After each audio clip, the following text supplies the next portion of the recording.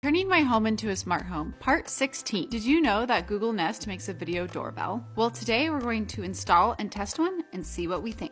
My first reaction is, dang, this is cool and sleek and I love the color. It's wireless and battery powered, which means it's easy to install and can work on any door. It comes with all the hardware needed to install it, and setting it up in the Google Home app is a breeze. This camera would be a super great option if you're renting because you don't have to do any hardwiring. Just like other video doorbells, you can check in real time on the Google Home app to see who's at your door and even talk to your guests through the microphone. And it supports up to 3 hours of free event history, so you can go back and see what you missed. But my favorite feature are the built-in intelligent alerts that can tell the difference between people, animals, packages, and vehicles. I can get an alert when a package is delivered, and to me, that's amazing. If you're looking to turn your doorbell into a smart doorbell, I think this is a great option to consider. Click the link in my bio to shop for yourself.